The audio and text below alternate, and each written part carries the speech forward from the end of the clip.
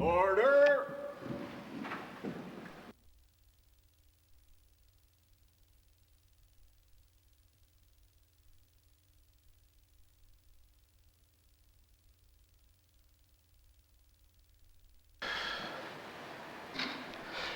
Creator, I ask for your guidance today to give us clarity to help the people we serve to the very best of our ability.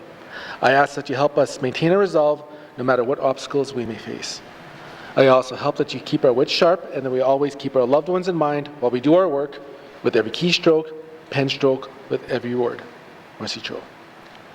Thank you, Mr. Norton. Minister statements. Minister statements. Minister responsible for education, culture, and employment.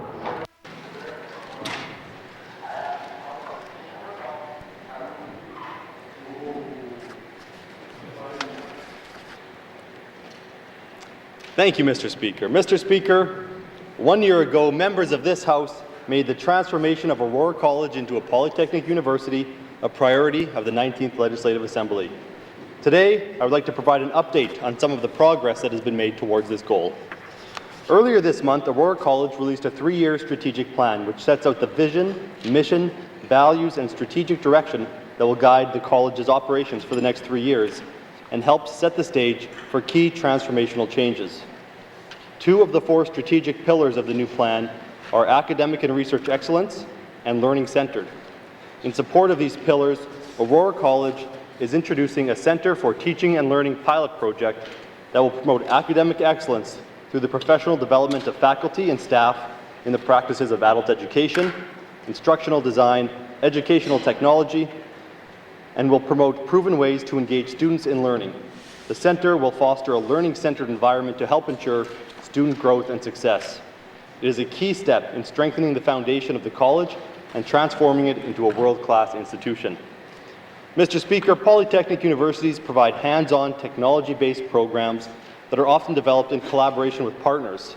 We have already heard from a number of potential co-investment partners, from industry to community-based organizations, who have told us that they need a northern workforce with the academic background and technical skills to meet the challenges of today's economic realities.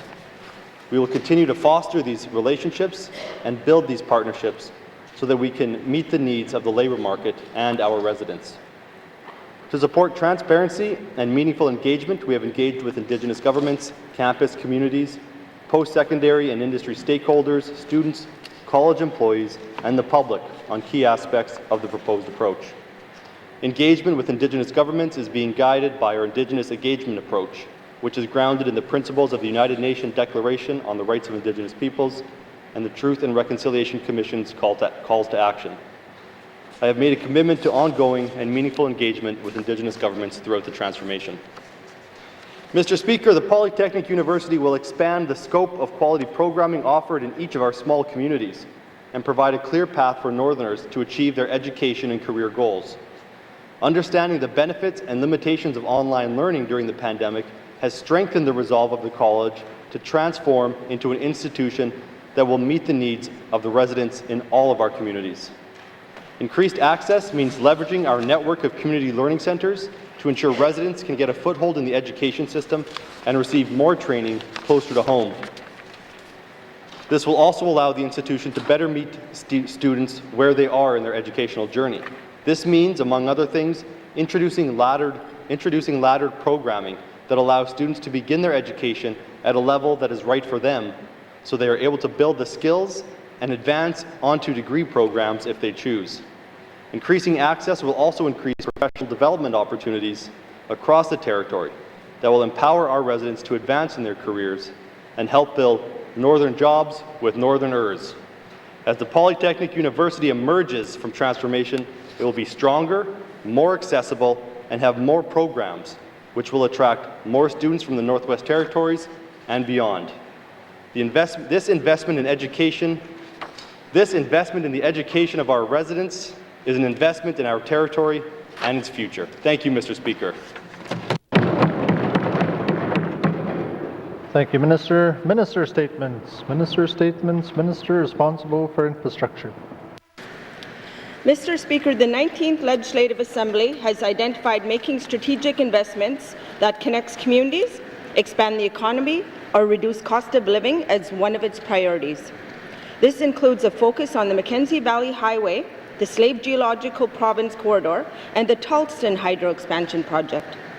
It is important that these development projects are advanced in a balanced and sustainable way that supports our government's goal to manage and conserve wildlife and protect and provide for health and well-being of the people of the Northwest Territories. The establishment of a strong relationships with Indigenous governments organization is imperative to the successful advancement of these important projects. We are achieving this by working closely with effective groups from project initiation through the construction and operation phases. The Government of the Northwest Territories has 4 major initiatives currently progressing along the Mackenzie Valley Highway, alignment from Wrigley to Norman Wells. These are the Prohibition Creek Access Road, the Mount Cadet Access Road, the Great Bear River Bridge, and the Mackenzie Valley Highway Environmental Assessment. The Department of Infrastructure has been working closely with Indigenous governments and communities with multiple visits to the Sawtoo settlement area and the Decho region. We have signed a Memorandum of Understanding with the Sawtoo Secretariat, and we are working closely with the Pedzike First Nation, including the establishment of a training committee.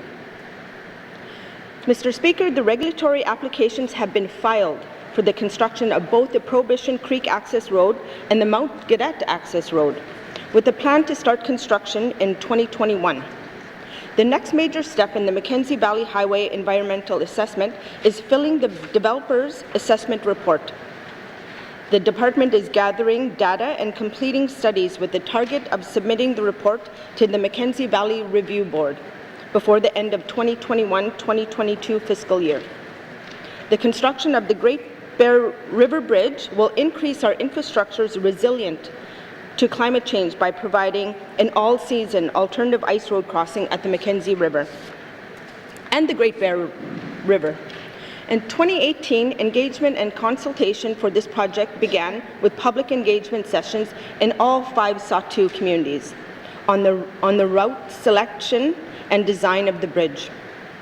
The Tulita Renewable Resource Council has completed a traditional knowledge study on that area, and we will continue to work closely with the Hamlet Mayor and Council going forward. The project team is considering all options for the tendering process so we can maximize local and northern content. Mr. Speaker, our next large strategic infrastructure project is the Slave Geological Province Corridor, which will enable future mineral exploration and development in a region with significant resource potential and assisting with the reclamation of mines in the region upon closure. The long-term vision includes a corridor that supports road, communication, hydroelectric transmission line infrastructure. In the near term, the N.W.T will be focusing on advancing the Lockhart All-Season Road, an all-season road from Tibbet Lake at the end of Highway number 4, which is the Ingram Trail, all the way to Lockhart Lake.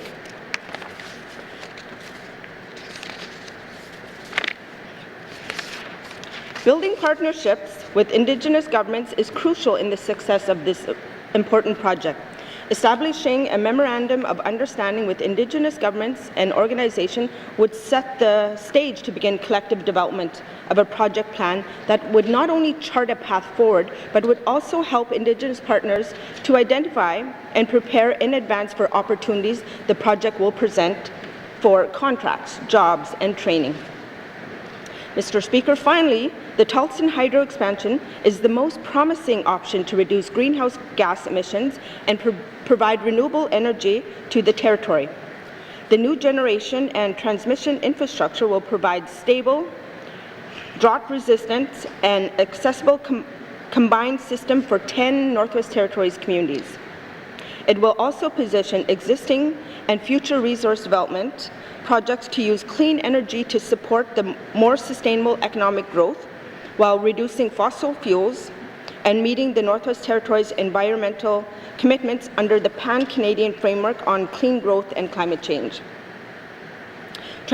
transmission line from the 60-megawatt hydro expansion could head north and connect Yellowknife Snare and Bluefish hydro systems and set the stage for new existing industrial customers to access clean hydro power north and south of Great Slave Lake. The Government of the Northwest Territories is working with the N.W.T-based Indigenous governments and stakeholders to create a collaborative partnership approach to project development.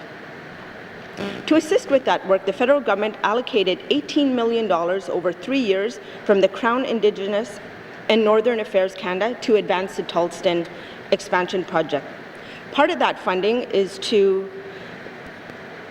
provided in grants to each of the Indigenous governments partners, including the Northwest Territories Métis Nation, the Salt River First Nation, the Dene First Nation, to support their participation in project development, which includes defining the structure and business case, guiding upcoming field work, and development of a memorandum of understanding to define our working relationship.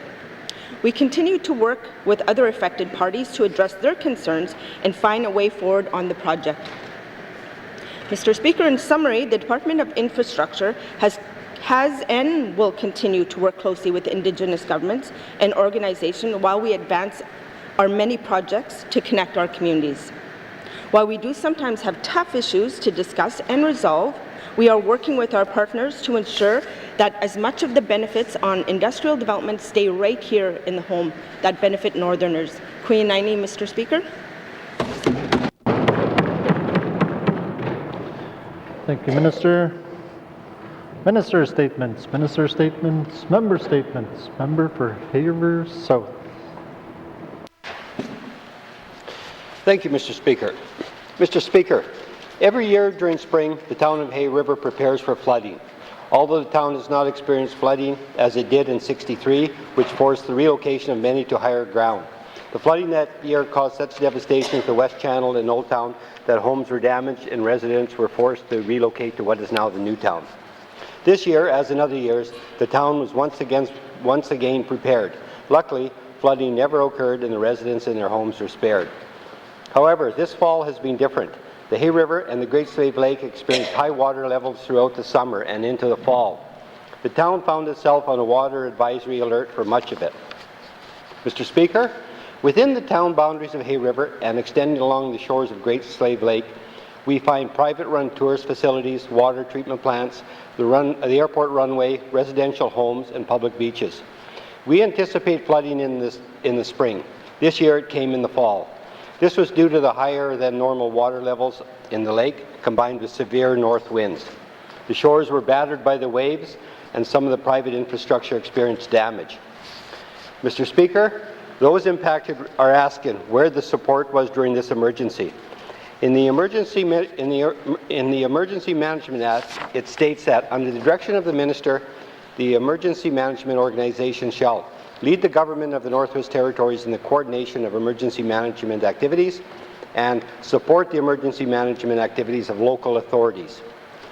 Mr. Speaker, an emergency is defined in the Act as means a current or imminent event that requires prompt coordination of action or special regulation of persons or property in order to protect the safety, health, or welfare of people or to limit or prevent damage to property or the environment. Mr. Speaker, the high water levels combined with high winds caused damage to infrastructure and the shoreline along the lake. This, in my mind, fits the description of an emergency. The coordination response appeared to be just disjointed and with no one organization wanting to take responsibility. Those impacted were mostly left without answers and limited or no support until it was too late. We have to take these situations seriously. It impacts the lives of our residents and the livelihood of our local businesses. Mr. Speaker, I will have questions for the Minister responsible for MACA later. Thank you. Thank you, member for Hay-River South. Member statements, member for Great Slave. Thank you, Mr. Speaker. Mr. Speaker, last week Parks Canada issued a warning related to bison collisions with cars. And returning to the Northwest Territories recently after a trip to BC, I was fortunate enough to encounter several of the majestic creatures myself. This made me think about what would happen if I struck one with my truck, resulting in a crash. Who would come to rescue me? How long would it take? And over a prolonged period of time, would I die from my injuries? Mr. Speaker, I get it. If you are an hour down the highway, it will take emergency services at least an hour to get to you. The golden hour rule, when extrapolated to our territory, will always be the golden couple of hours, simply because of the distance between communities on our roadways. How many people over the years could have been saved or had better health outcomes if there had been the political will to resolve the lack of highway rescue? Mr. Speaker, the Government of the Northwest Territories has had interdepartmental reports and plans since 2012. That is 8 years. 8 years with no on-the-ground tangible improvement to service at all. The Premier, while Minister of MACA in the 18th Assembly, further cut the already meagre highway rescue budget from $500,000 annually to under $200,000 annually. Even then, the money was only being spent on reports, strategies, and web-based toolkits that didn't impact the saving of lives anyway. As we recently saw with the City of Yellowknife, community governments are unwilling to do the territorial government's job anymore and have withdrawn fire and rescue services outside of community boundaries. Mr. Speaker, when I look into the silos of the N.W.T, I see immediate solutions for funding emergency response capabilities on our roadways. The Yellowknife Airport has N.W.T firefighters who are trained as medical responders. Highway patrol trucks on our roadways could carry some fire and rescue gear to support victims until fire crews arrive. The School of Community Government had a firefighter cadet volunteer program it piloted with the city, whose graduates are now employed by the city, and 911 is already dispatching ambulance services. Mr. Speaker, our rural jurisdictions in Canada ensure their medical trucks have light rescue equipment on them, including the jaws of life, so they can rescue citizens. These tangible solutions are already available and require limited new funding.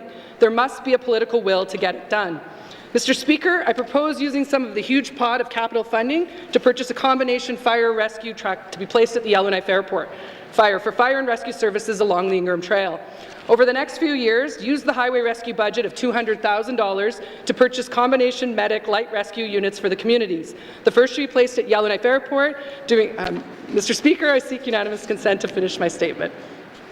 Thank you. The member seeking unanimous consent to conclude her statement. Are there any nays? If there are no nays, you may conclude your statement. So the first should be placed at the Yellowknife Airport Fire, doing out-of-community services, and at N.W.T Air Ambulance and billing for this service. The next one should support the Hay River Fire Department and the Inuvik Health Authority, and so forth. Mr. Speaker, my point is that solutions are available right now that can and would make our roadways safer today. I will have questions for the Minister of MACA related to protecting citizens along our roadways. Thank you, Mr. Speaker. Thank you, member for Great Slave. Member statements. Member for Kamloops. Mr. Speaker, this year, Health and Social Services tabled the Home and Community Care Report, which gave an earnest view of how ready we are to care for our aging population. As we live through a global pandemic with an aging population, an economy of care is most definitely a viable and valuable investment sector. Currently, there are over 6,000 seniors and elders over the age of 60 in the Northwest Territories, of which over 1,000 are over 75. Within 15 years, seniors and elders over 60 are projected to increase to over 9,700, and the demand for home and community care services in the N.W.T is projected to increase by 80%. Staffing is one of the greatest challenges, as all N.W.T communities reported difficulty recruiting and retaining staff to care for their community's knowledge keepers. Who better to provide love, care, and support than someone who was raised in the community and has a personal connection and vested interest in the success of the patient? Healthcare professionals are wanted worldwide, and like everywhere else, we too have an aging population. But we also have communities full of people who love their home, their families, and want quality employment opportunities in their home community. Aging in place with dignity isn't only a goal for our elders, it is also one for our youth, who consciously choose the North as their home, so why not combine these goals? Mr. Speaker, there are many reasons why students leave school, but more often than not, I hear it is because they do not find value or purpose in staying. ECE's career and education advisors are helping Northern students find that value and establish a path, but we need to make sure that these paths are available. High school graduation isn't just about a piece of paper. It is about being prepared for your next step, whatever that step may be. Over the next decade, 33% of upcoming N.W.T job vacancies will require a college diploma, skilled trade, or occupational level of certification. ECE's SNAP program supports high school students to earn credit and pursue a career in trades. So why can't we also start preparing students for our economy of care within these same high schools, placing equal emphasis on the care economy as we do, for example, on the plumbing economy? I will have questions for the Minister of Education, Culture and Employment. Thank you, Mr. Speaker. Thank you, Member for Kamloops. Member statements. Member for Thabacha. Mr. Speaker, today I am going to talk about the future of the Polytechnic University and the N.W.T. Mr. Speaker, as I have said numerous times, having the main campus of Aurora College along with the future Polytech University headquarters remain in the town of Fort Smith is essential. And not just for the town itself, but for the entire Northwest Territories. For too long, Mr. Speaker, the capital has prospered at the expense of all other communities in the N.W.T.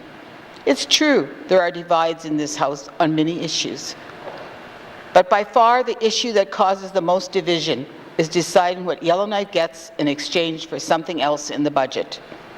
In this particular case, though, I'm referring to the Mayor and Council of Yellowknife, who, in their arrogance, is already operating under the assumption that the headquarters of the future Polytechnic University will reside in the capital.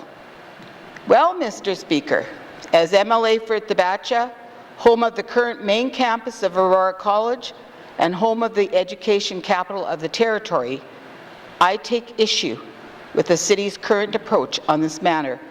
In the absence of any formal announcement by the Government of the Northwest Territories, I find it inappropriate and premature for the City of Yellowknife to operate under that assumption.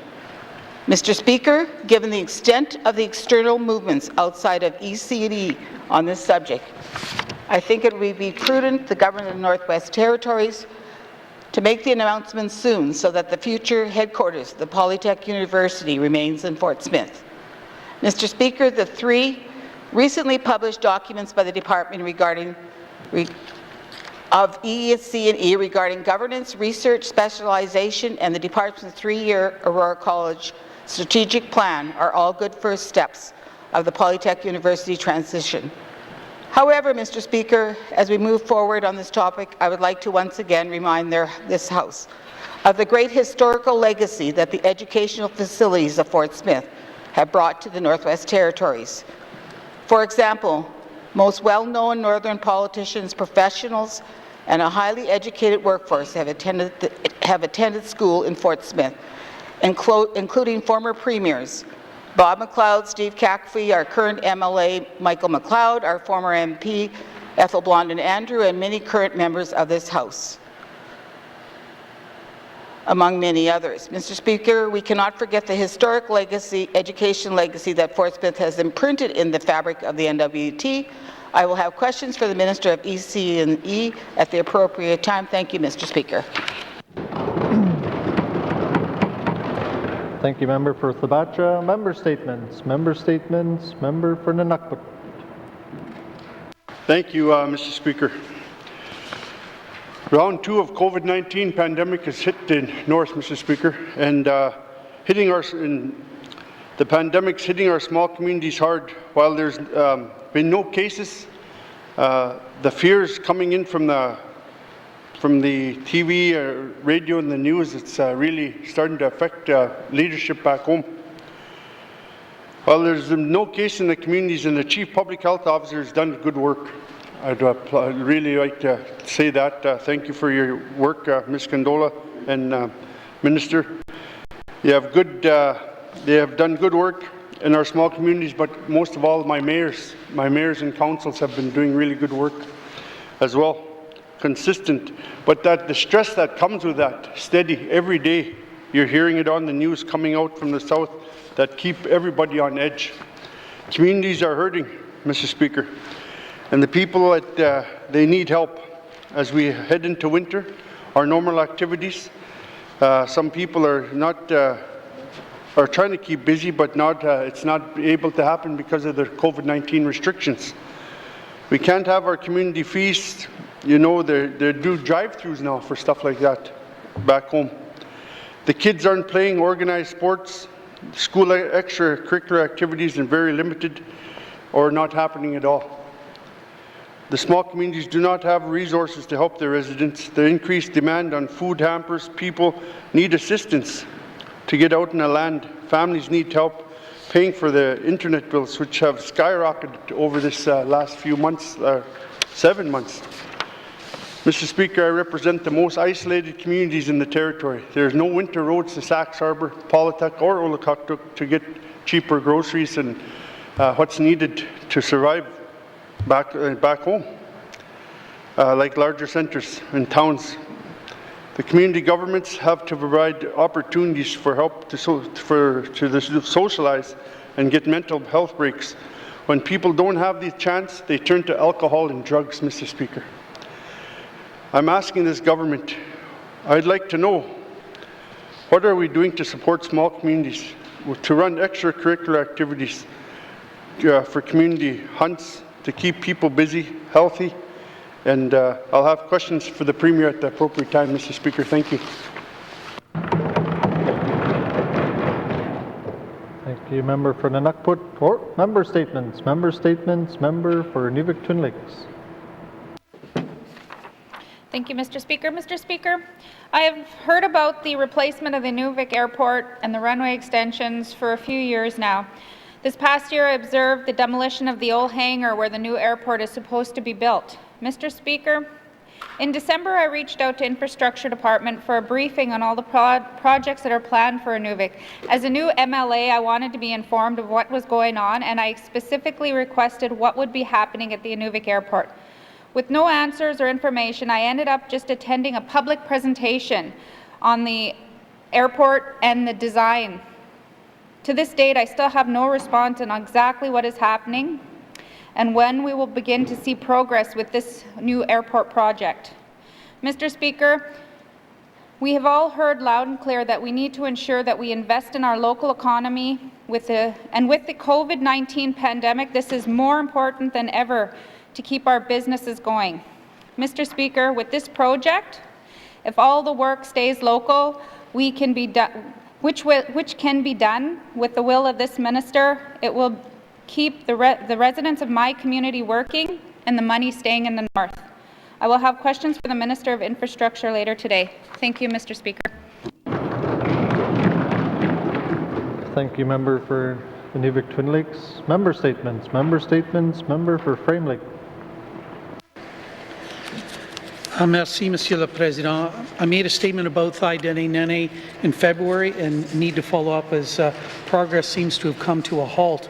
Thai-Dene Nene was formally established as a national park and protected area under N.W.T legislation in August 2019.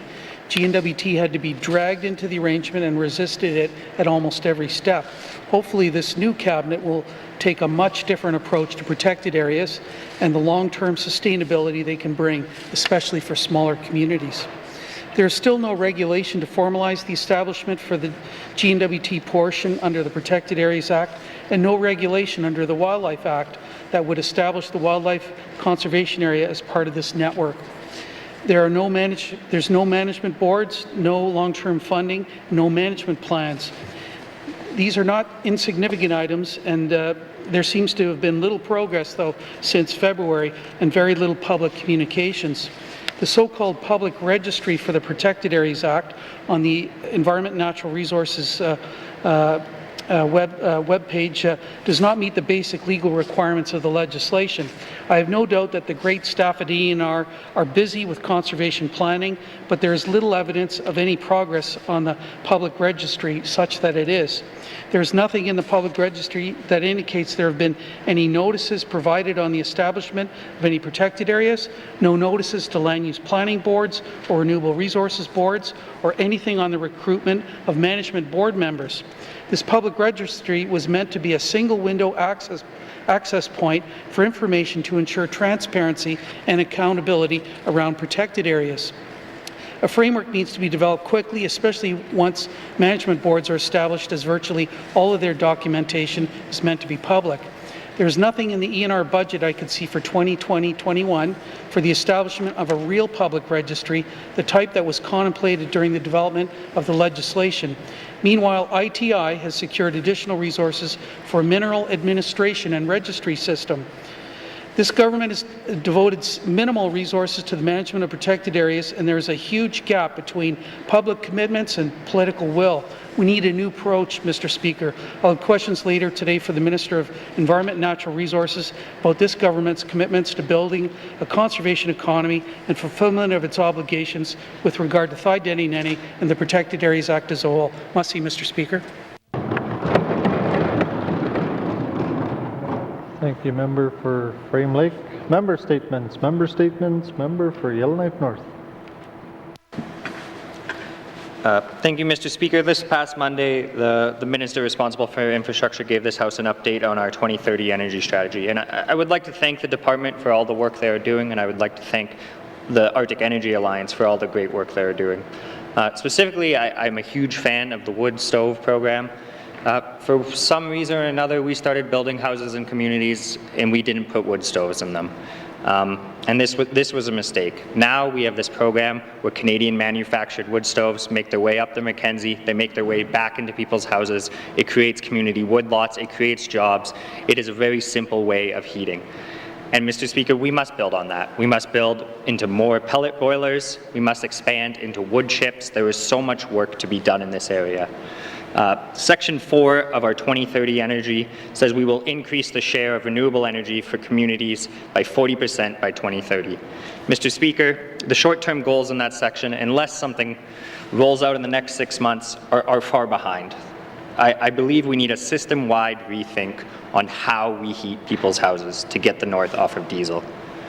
We have proven that district heating is economically efficient. There is just a problem of who is going to deliver that service.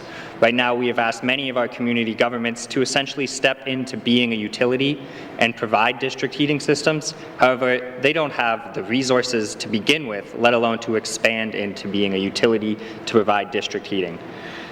We already underfund our municipalities. It's unfair to not provide them the money they need to put the pipes in the ground and get biomass district heating into all of our communities.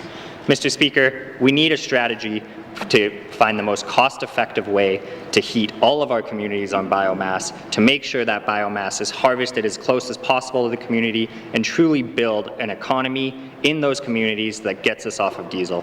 I have a question for the Minister of Infrastructure on our 2030 energy strategy and how we are going to get Section 4 done. Thank you, Mr. Speaker. Thank you, member for Yellowknife North. Member statements. Member for Mumfway. I'll see you, Mr. Speaker. Mr. Speaker, I want to talk about World Wide Web today. Mr. Speaker, in these socially distanced times with travel and human contact limited by COVID, the World Wide Web takes on even greater importance. The Honourable Caroline Wozniak touched on this on June 3rd, 2020, when she mentioned the heightened importance of digital technology in a COVID-dominated world. Mr. Speaker, just imagine how people in isolated communities such as Clinchon communities of N.W.T, N.W.T, and Y.E.LLOWKNIFE in this time of COVID. Imagine how they feel in their nursing stations, in their schools, homes, even government offices when they're compared to clunky internet with high-speed fiber optic services such as YELLOWKNIFE and other major centers. Not only YELLOWKNIFE, Mr. Speaker, but also Inuvik, Fort Simpson, and even Toledo, for that matter. Mr. Speaker, imagine, especially how N.W.T feels when it looks 60 kilometers down the road to the Clinchon All-Season Road project, the campsite, that at 30 kilometers from the highway, even that construction camp has a fiber optic link. The construction camp can live stream TV, Mr. Speaker. Mr. Speaker, internet connectivity isn't a luxury. It's a requirement of modern life. In fact, Mr. Minister's department has made a formal priority. So how is it, Mr. Speaker, in this day and age, that N.W.T, N.W.T, and Y.E.LLOWKNIFE are lived in our dark ages? Mr. Speaker, I have questions regarding the puzzle state of the affairs At appropriate time, I will be asking Minister responsible for an explanation. Merci. Thank you, Member for Mumfree. Member statements. Member statements. Return. Oh, sorry. Sorry, Member for Nahende. Thank you, Mr. Speaker.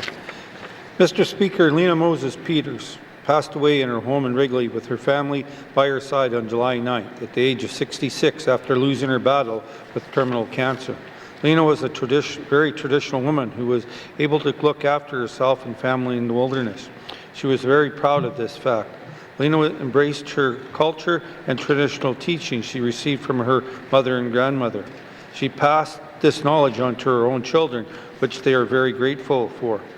Lena was survived by her brother Joseph Peters, sister Elaine Dr. Evelyn Peters, and Martina, as well as her children Jamie, Wendy, Esther, and Dolores, and a number of grandchildren, nieces, and nephews.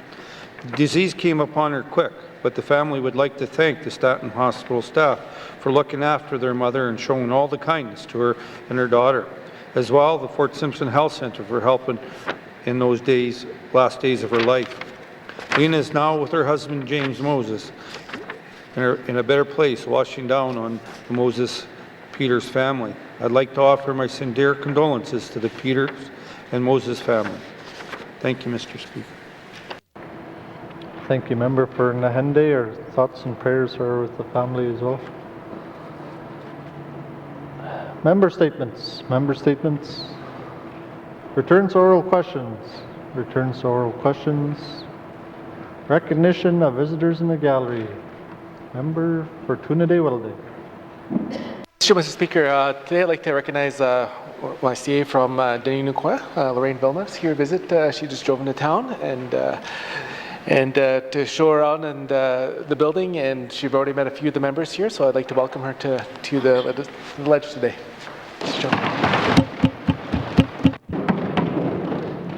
Recognition of visitors in the gallery. I'd like to welcome those joining us today. It's always good to have people with us in the house. Recognition of visitors in the gallery. Member for Mumfree. Merci, Mr. Speaker. Mr. Speaker, seeing that. Yes, I'd like to acknowledge the interpreters that we have here. For myself, as for Plainchot interpreters, there's Meryl Sundberg and Harriet Paul. So I'd like to thank them. I have to say, we do speak the language, and we do pass on the message. And so I'd like to also acknowledge the rest of the interpreters. Thank you. Thank you, Member for Mumfree. Yes, thank you for the interpreters for the last week and a half here. It's very important work that you do, and we thank you for that, Masi. Yep. Recognition of visitors in the gallery. Yep. Member for Satu. Thank you, Mr. Speaker. I would like to take this time to acknowledge Ms. Teresa Echinelli, who is the translator for the Satu. She is translating in the North Slavey language, and she's originally from Toledo. I'd just like to thank her for her services. Masi. Thank you, Member for Satu. Recognition of visitors in the gallery. Recognition of visitors in the gallery. Acknowledgements. Acknowledgements. Oral questions. Member for Tunade-Welday. Mr. Speaker, and just in line with my member statement yesterday on procurement, and I heard my colleague from Yellowknife North speak about wood stoves, and Mr. David Drew does wood stoves in Deda. I think it's a pretty cool gig, and I want to see. My ultimate goal here is to see the a company from one of our small communities to compete with the Amazons of the world. So, would like to see that. Anyways, my first question here is for Minister ITI. And my question for her is, how does the N.W.T support Aboriginal and Northern business development?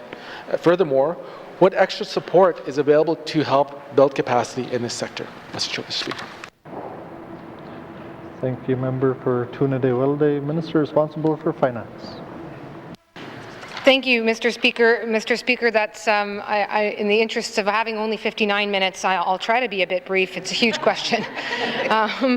Mr. Speaker, a few highlights really, and you know, I want to acknowledge at the outset there's always more that can be done. This is a territory that's 50% Indigenous, and many of the communities are almost 100% Indigenous. So I first want to acknowledge there's always more that can be done. But a couple of things: there are regional economic development plans that fall under the responsibility of ITI, and if we can be successful in delivering those in partnership with the Indigenous governments, that is going to be an opportunity to work with within each one of those regions to make sure that the businesses there are being supported in the way that they need. So that's an important part of ensuring that that happens. Similarly, Mr. Speaker, regional mineral development strategies, funding is provided to the governments in those regions, to the Indigenous governments themselves, but with the support and the background from ITI, so that they are developing their own regional plans and have the capacity building supports to do that. And then I want to also mention, Mr. Speaker, in terms of tourism, it's one particular sector, but it's an area that I've had the opportunity to know that across Canada, the Indigenous Tourism Sector and Association, well, Indigenous Canadian Tourism Association is growing. It's becoming a very strong area. Obviously, COVID is interrupting that a bit, but it will come back, and we want to make sure that Indigenous tourism operators here in the Northwest Territories are ready. So in Tourism 2025, it is contemplated that is a sector that will get specific supports and specific training. So there is a lot of work already happening. Thank you, Mr. Speaker. Thank you, Minister. Oral questions. Member for Tuna de Wilde. Mr. Speaker, and I'm glad to hear that. Thank you for that response from the Minister, and I really think there is a gap there to help our businesses along, because ultimately we don't see any of our businesses fail. We want to see them thrive, start and thrive, and get them out of out of the garages for an idea that it might be that starts from from birth to see them succeed later on. So that's what the ultimate goal is. Anyways, my next question is, has the N.W.T looked at programs such as the 8A program or similar program as a model that could be followed here in the Northwest Territories? Mr. Chair. Thank you, member for Tuna de Wilde, Minister responsible for Finance. Thank you, Mr. Speaker. Mr. Speaker, I had the opportunity to review the materials around the 8 program. It comes out of the United States, and I can't say that program has been looked at as a model for the Northwest Territories, but I do want to assure the member that ITI does look at best practices that come from across Canada in terms of how we are supporting local business, and will continue to do so. Thank you, Mr. Speaker. Thank you, Minister. Oral questions. Member for Tuna de Wilde. Mr. Speaker, again, thank you for that response. Going along, just switching gears a little bit. So, will the N.W.T set a goal or target to increase government contracts for Indigenous business? Mr. Chair. Thank you, member for Tuna de Wilde, Minister responsible for Finance. Thank you, Mr. Speaker. Mr. Speaker, I think that's a very good idea, but I'm not at the point yet where I can say for sure that whether or not that will be the outcome of the procurement review that is underway, or about to be underway, I suppose. Again, I think I have already committed in the House that the idea of developing an Indigenous procurement strategy is something that I will commit to. Whether that includes a specific target or not, again, that is but one of many good ideas that I think is coming from the dialogues we're having this session on this topic. Thank you, Mr. Speaker. Minister, final supplementary, member for Tuna de Wilde. Mr. Speaker, again, thank you for that response. At least, we get that dialogue going, because like I said, we want to make sure that we get as much juice for our squeeze for our businesses and business community. My last question, Mr. Speaker, in order for a new business in Dilo Data, Denuquara, to compete on government contracts, what supports are there for these for the businesses in that riding? Thank you, member for Tuna de Wilde, Minister responsible for Finance. Thank you, Mr. Speaker. Mr. Speaker, I mean, there's the business supports that ITI does have in terms of providing business mentorship. The business mentorship program run through ITI has been, in fact, oversubscribed for the last 2 years. So it is, I think that speaks to its success. I certainly would plug that program. There's certainly there's funding supports through ITI, for example, with the SEED program that can help businesses as they're getting started. And then, of course, in terms of accessing contracting, there are the existing programs under BIP, for instance, that can help businesses gain access to government procurement. And there's certainly supports through procurement shared services in terms of helping businesses navigate the procurement process. So there are a lot of ways that the government is trying to support and help businesses. But I'm going to put one more plug that there's also the fact that we are going to continue to review those processes. It's been a long time since there's been a full review, so we're going to review them and make sure they're doing the best that they can. Thank you, Mr. Speaker. Questions, Member for Sabacha. Mr. Speaker, can the Minister provide us with a timeline for when we can expect this department to announce where the headquarters of the future Polytechnic University will reside? Thank you, Mr. Speaker.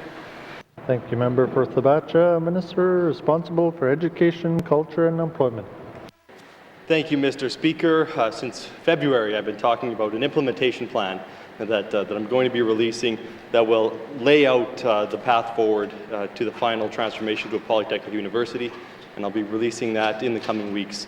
That's going to have some key dates in there, and it talks about things like the facilities plan. So the college is going to go out and do an assessment of all the different facilities and see what's in place, and that can inform things like programming and things like the member's talking about. But I can say, and I've said before, I've never heard any discussion from within the department about moving the headquarters. And if there's already a headquarters in Fort Smith, I don't know why we would build a headquarters somewhere else. So I don't have an exact timeline for the member, but we will be appointing a board at some point in the future, and that board is going to operate at arm's length, and it's going to have much more discretion over human resources matters, and that's what everyone wants, is an arm's length board. So I can't tell that board what to do, but I have no plans to move any headquarters. Thank you, Mr. Speaker. Thank you, Minister. Oral questions. Member for Sabacha. Mr. Speaker, does the Minister consider it problematic that the City of Yellowknife is already operating under the assumption of the future Polytechnic University will be headquartered here, in spite of no formal announcement? Thank you, Mr. Speaker. Thank you, Member for Sabacha. Minister responsible for EC&E. Thank you, Mr. Speaker. I'm not sure under what premise the City of Yellowknife is operating. I'm sure they have a desire to have infrastructure built in the community. I mean, any community leader does, so I expect that, but I think there is a lot of maybe confusion about what a university has to be these days. A lot of people in their mind still see a big single building, made of brick with ivy growing up the walls and a big quad where students are sitting out in the sun reading. But that's not the way things are these days. With technology, you can have campuses that are spread out. When I went to university, I was in one faculty. There was a faculty next door to me. I never went in that building. It could have been 1,000 miles away for all I'm concerned.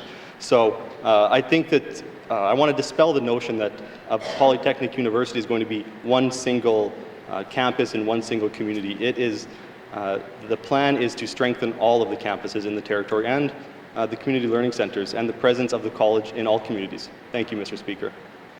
Thank you, Minister. Oral questions. Member for Sabacha. Mr. Speaker, given that Fort Smith already has much of the infrastructure, an existing knowledge-based economy, and a highly qualified workforce employed presently in a campus atmosphere, it would only make sense to keep the future headquarters in Fort Smith. Does the Minister agree? Thank you, Mr. Speaker. Thank you, Member for Sabacha. Minister responsible for EC&E. Thank you, Mr. Speaker. I think it would be an odd choice given everything if I made the recommendation to uproot 40-some people and move them to Yellowknife and move the administrative offices of Aurora College to a different community. So to the member's question, does it make sense to keep the people employed where they live in the building that they're currently working in? Of course it does. Thank you, Mr. Speaker. Thank you, Minister. Oral questions. Member for Thabacha. Mr. Speaker, it's extremely important that we get strong leadership as the president of the future Polytechnic University, with a strong governance structure that reflects all of the N.W.T. and ex officio members from across Canada. However, no matter how many documents and papers the department publishes, if there isn't strong leadership at the top with strong, innovative visions for the future, I worry that we won't create a truly northern-based Polytechnic University. Does the minister agree? Thank you, Mr. Speaker. Thank you, Member for Thabacha. Minister responsible for Education, Culture and Employment.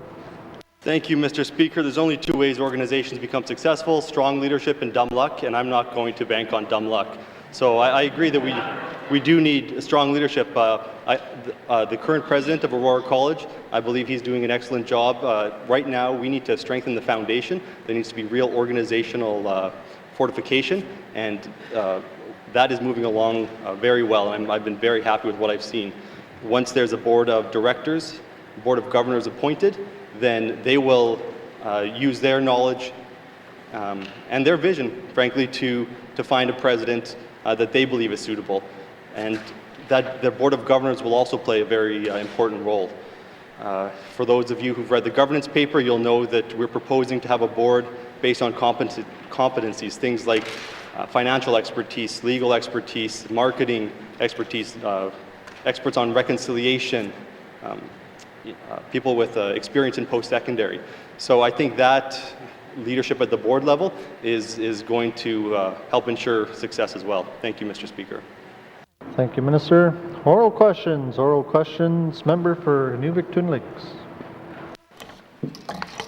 Thank you, Minister. Thank you, Speaker. Can the Minister of Infrastructure provide me with a list of all the projects that are planned for the Inuvik Airport and runway extension? Thank you, Mr. Speaker. Thank you, Member for Nuvik-Twin Lakes. Minister responsible for infrastructure. Thank you, Mr. Speaker. Mr. Speaker, there are three capital projects that are planned for the Inuvik Mike Zuko Airport. The first one is the new air terminal building, which will replace the current air terminal building. The second project we have is the airport civil improvements, and this is to bolster the airport's resilience towards climate change. And finally, we have the runway extension that's meant to increase the runway length by about 3,000 feet. Thank you, Mr. Speaker. Thank you, Minister. Oral questions. Member for Nuvik-Twin Lakes. Thank you, Mr. Speaker. Mr. Speaker, can the Minister tell me what work has already been awarded out of those? Thank you, Mr. Speaker. Member for Nuvik-Twin Lakes. Minister responsible for infrastructure. Sorry. Thank you, Mr. Speaker. Mr. Speaker, the design of the new air terminal building has been awarded, and it's been awarded to Stantec, and that was done through a RFP, the request for proposal. Also, the demolition of the RCMP hangar was awarded to the Delta Northern Alliance of Inuvik, and that was done through a negotiated contract. And the Delta Northern Alliance is a Inuvialuit and Gwich'in business entity. And finally, the design of the airport civil improvements and the runway extension was awarded to Associated Engineering, and that also was done through a request for proposal. Thank you, Mr. Speaker. Minister, oral questions. Member for Nuvik-Twin Lakes. Thank you, Mr. Speaker. Can the Minister tell me what work has yet to be put out then and to be awarded, and how we are ensuring that northern businesses are getting all this work? Thank you, Mr. Speaker. Thank you, Member for Nuvik-Twin Lakes. Minister responsible for infrastructure. Thank you, Mr. Speaker. Mr. Speaker, the department has been authorized to pursue a negotiated contract, and that's with the Delta North Alliance, the DNA, for the construction of the new airport terminal. The department will be providing the completed design documents to DNA in the early 2021, so that's just after the new year, to begin the negotiated contract process.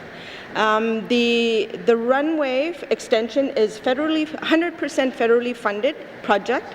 Having said that, the N.W.T must abide by the requirements to ensure that contracts are awarded and managed that's in accordance with the federal policies and their procedures. Thank you, Mr. Speaker. Thank you, Minister. Oral questions. Member for Inuvik-Twin Lakes. Thank you, Mr. Speaker. My final question to the minister is, does she have a timeline? Does the minister have a timeline of when the work that's yet to be done to start, and how long does the department figure that it's going to take until it's completed? Thank you, Mr. Speaker. Thank you, Member for Inuvik-Twin Lakes. Minister responsible for infrastructure. Thank you, Mr. Speaker. Mr. Speaker, if it were up to me, it'd be started yesterday. As a member from Inuvik-Twin Lakes will know, however, in a worst-case scenario, we anticipate the air terminal building construction to begin in the fall of 2021 and to be completed by 2023-2024.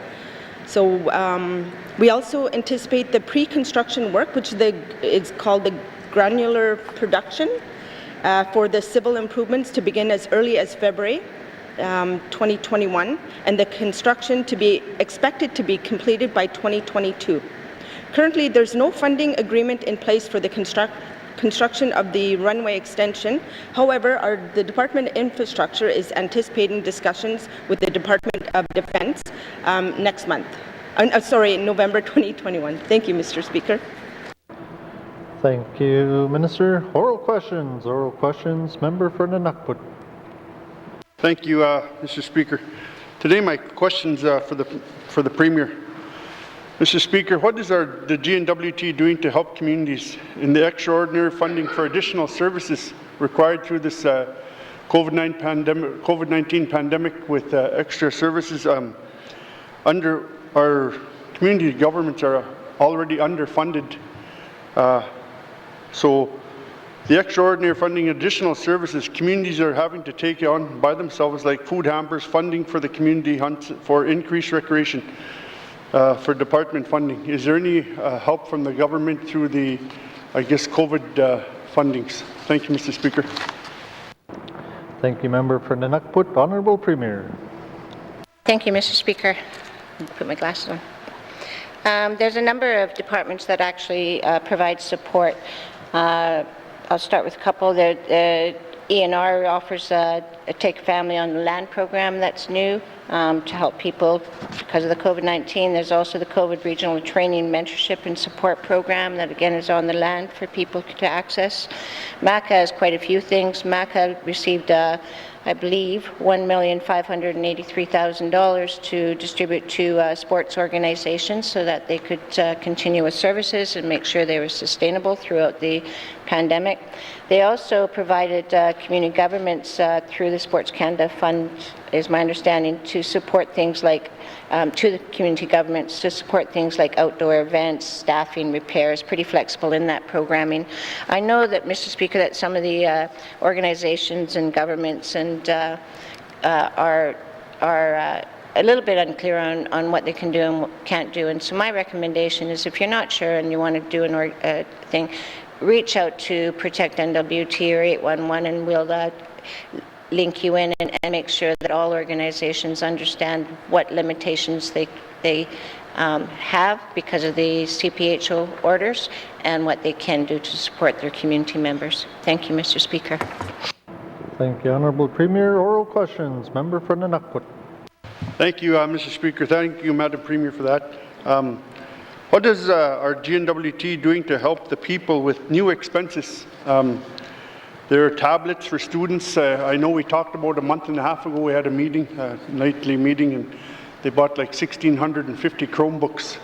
Is that, those Chromebooks, are they going into the communities that really, like people that can't afford stuff like that, able to sign them out or give it to them through income support, people that are in need because they don't have a house landline or cell phone? But pretty much everybody has a cell phone these days, but at the end of the day, the children at home, the kids at home that need for keeping themselves busy because, you know, half the time your cold, dark days are here now and they need help. And is there any opportunity for that to happen to our small communities all across the territory, making sure there's something available like that? Thank you, Mr. Speaker. Member for the N.W.T, Madam Premier. Thank you, Mr. Speaker. If I could defer that question to the Minister of Education, Culture and Employment, because it's about schools. Thank you, Mr. Speaker. Thank you, Madam Premier. Minister responsible for Education, Culture and Employment. Thank you, Mr. Speaker. And the Chromebooks the member is referencing were purchased with the allocation of funds that was announced a few weeks ago. It was a joint effort between the Department of Finance and the Department of Education. Those Chromebooks were intended for students who could not access full-time in-person learning. And in small communities, the students have been lucky enough to have access to full-time in-person learning. There's also a contingent of those Chromebooks that are for a worst-case scenario. If a school was to shut down and because of COVID outbreak in a community and everyone had to go home, we'd be able to deploy those Chromebooks to that community. So in that case, if it was a small community, we would be able to distribute them. But those Chromebooks are intended for students who can't access full-time in-person education. The work to distribute those is happening with the education bodies. The numbers were determined as a joint effort between the education bodies, finance, and ECE, and now work is undergoing to determine exactly where we need to get those. Thank you, Mr. Speaker. Thank you, Minister. Oral questions. Member for the N.W.T. Mr. Speaker, I guess we're going to be buying more Chromebooks. Please and thank you. Under a different, through our $87 million project we got with COVID-19, we could really do good things. Mr. Speaker, our communities are seeing an increase in addictions for alcohol and drugs. And as a government in Northwest Territories, we're the ones that provide it.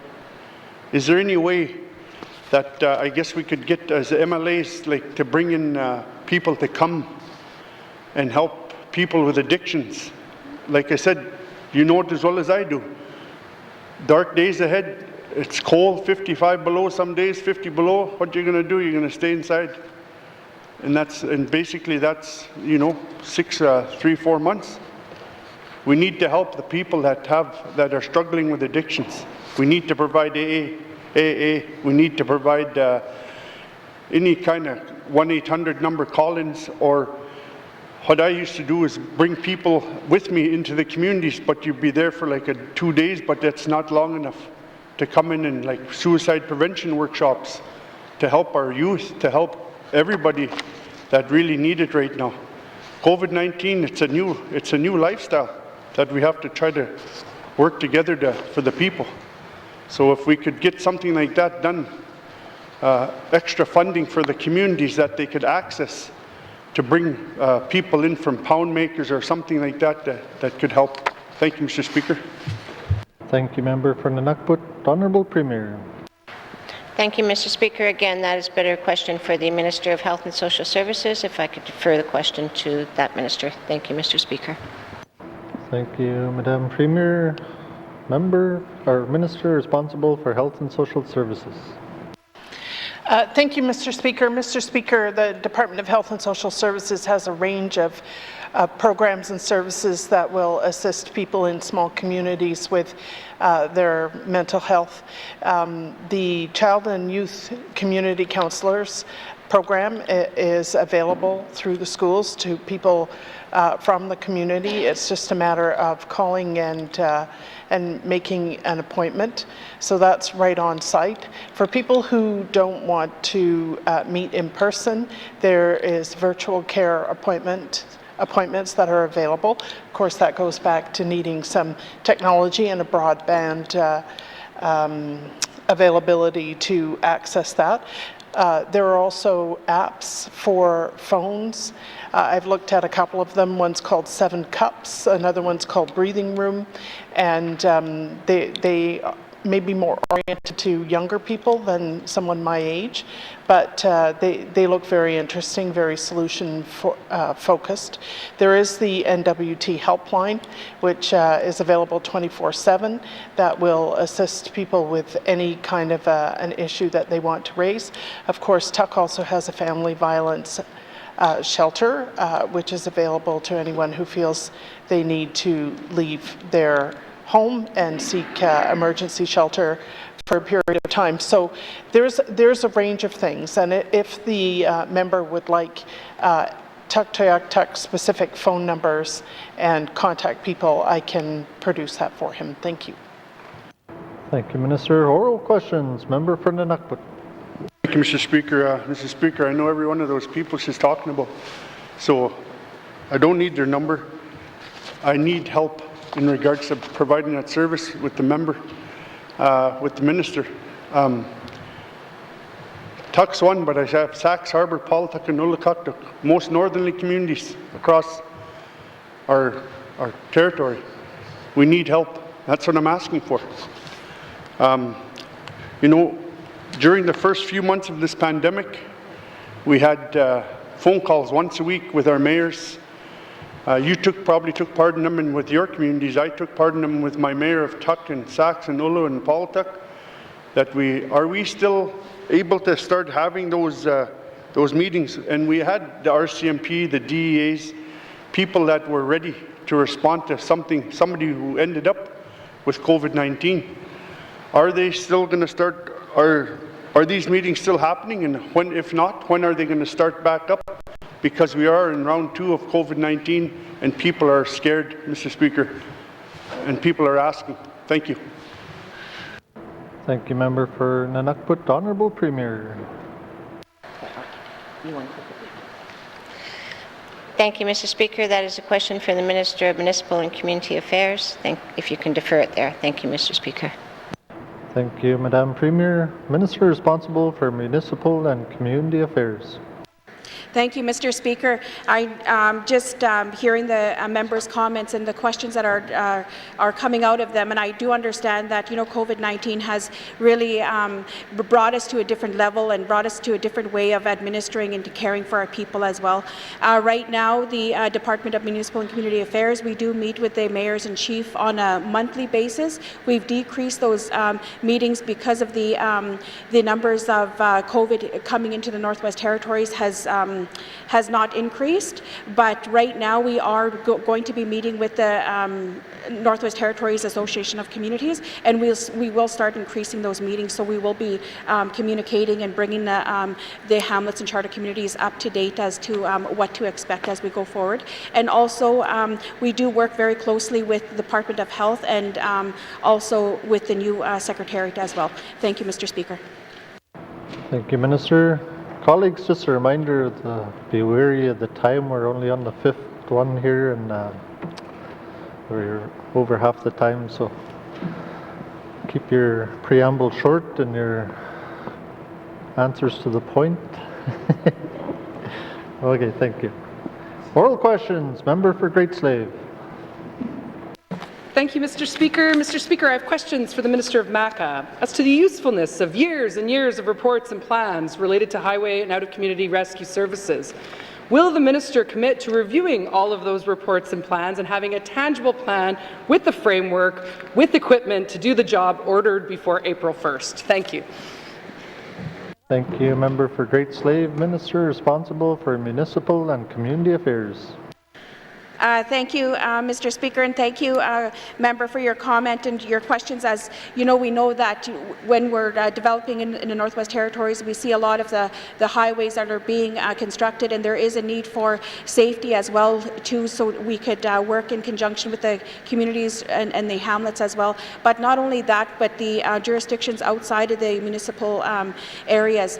I am committed to reviewing the reports and also looking at the April 1st date that the member had put. I'll work towards that, but I'm sorry I can't commit to that, but I will review the reports. Thank you, Mr. Speaker.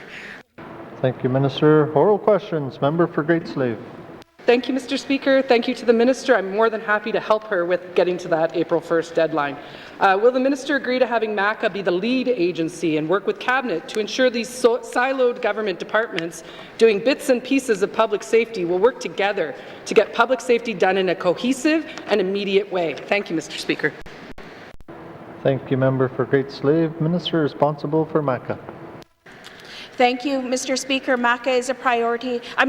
Safety is a priority of MACA, sorry. I will be working with my Cabinet colleagues, and I will be in communication with the member as well. Thank you, Mr. Speaker.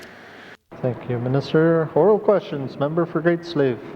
Mr. Speaker. Mr. Speaker, will the Minister agree to work with Cabinet to ensure the purchase of a fire rescue truck this year and medic light rescue and tanker heavy rescue combination units each subsequent year to finally have life-saving services along the Northwest Territories roadways? Thank you. Thank you, member for Great Slave. Minister responsible for MACA. Thank you, Mr. Speaker, and thank you, member. The decision right now is very premature.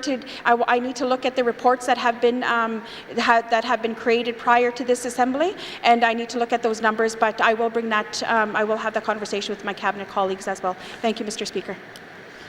Thank you, Minister. Final supplementary, member for oral questions. Oral questions, member for Mumford. Mr. Speaker. Mr. Speaker, Honourable Caroline Wozniak told this House on June 3rd that COVID made digital connectivity even more important and also urgent. She said, and I quote, "I certainly do expect that we'll be making faster progress on this than maybe it would have before the COVID happened." Mr. Speaker, I'd like to ask Minister Wozniak about the faster progress that she mentions. What, Mr. Speaker, are the implications of the faster progress for Internet in YELLOWKNIFE, N.W.T, and YELLOWKNIFE? Thank you, Mr. Speaker. Thank you, member for Mumford. Minister responsible for Finance. Mr. Speaker, let me speak to the matter in N.W.T first. I'm very happy to be able to say that with the recent signing of the Infrastructure Cooperation Agreement between the Government of the Northwest Territories and the Clecho Government, part of that agreement was in fact that the N.W.T is now supporting the option for a fibre optic line to N.W.T. So this is going to be a project that would be led by the Clecho Government, but the N.W.T is going to partner and provide support as well as some financial supports in terms of preparing their project. So that is a very exciting opportunity to work together on completing that. In addition to that, Mr. Speaker, Northwest Tel had an application that was recently approved by CRTC that will allow all satellite communities, which includes YELLOWKNIFE and N.W.T, but all of the satellite communities to take advantage of the low Earth orbit satellite network as soon as that technology is available. And the estimated date for that is in 22 and 23. Thank you, Mr. Speaker. Thank you, Minister. Oral questions. Member for Mumford. Mr. Speaker. Mr. Speaker, it's great news about YELLOWKNIFE. It's still in the works. And if we wait for Northwest Tel, we may not see the internet because there's a CRTC federal counterpart. And as you know, federal drags the seals as well. And this is an area that we need to push forward. As a N.W.T, Minister has made it as a priority, a commitment in this House. So I'd like to ask Minister, Mr. Speaker, the government has given fibre optic services to Toledo, Fort Good Hope, Norman Wells, Fort Simpson, and Wrigley. Some of them as small communities, Mr. Speaker. Mr. Speaker, in interest of fairness, when will the Minister of Finance extend that same services to the Clinton communities of N.W.T, YELLOWKNIFE, and also while YELLOWKNIFE is still in the works, but those communities, Mr. Speaker. Merci. Thank you, member for Mumford. Minister responsible for Finance. Thank you, Mr. Speaker. Mr. Speaker, right now I don't have there's no plans in place to be extending the fibre line to N.W.T and YELLOWKNIFE. The first step is to get it as far as N.W.T.